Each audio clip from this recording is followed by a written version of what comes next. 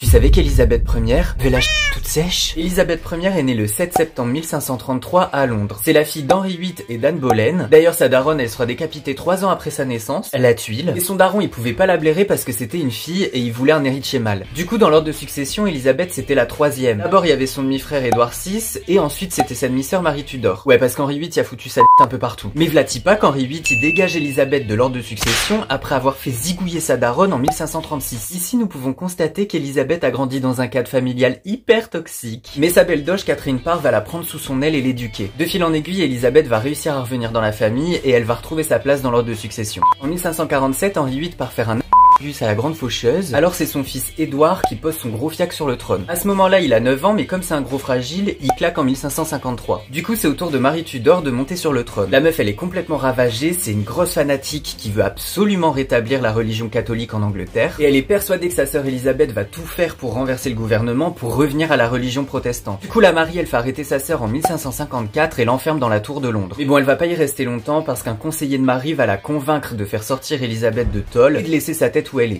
Marie Tudor part rejoindre Satan le 17 novembre 1558, alors Élisabeth peut enfin poser son cul sur le trône d'Angleterre. À cause de Marie et de son père, c'est un gros bordel au niveau de la religion dans le royaume, les catholiques et les protestants font que s'embrouiller, alors Élisabeth va prendre la décision de rétablir le protestantisme tout en acceptant les autres religions. Franchement, la meuf en or quoi. Bon, elle est sur le trône, alors maintenant il y a une question qui se pose, à qui vais-je bouffer la bite? Bon alors il y a plein de mecs qui se bousculent pour l'épouser parce que c'était un bon parti, mais elle trouve ça scandaleux qu'autant de mecs soient aussi pressés de l'épouser et de lui faire un héritier.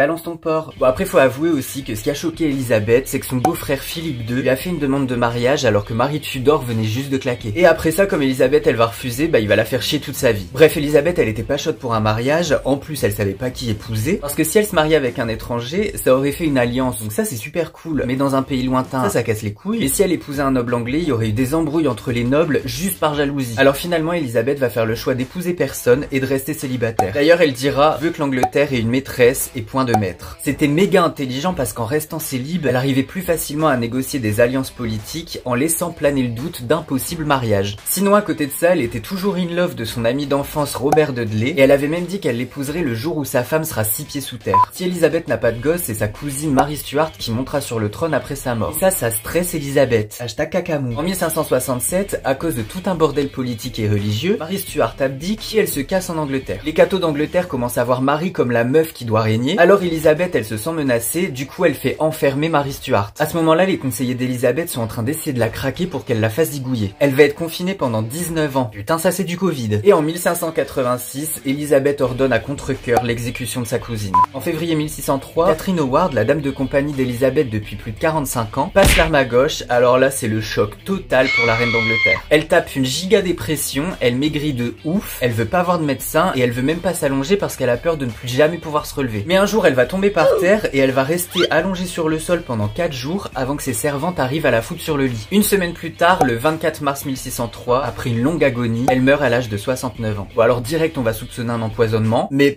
on sait pas. En tout cas ce qui est sûr c'est que comme promis, à sa mort la reine d'Angleterre était toujours vierge.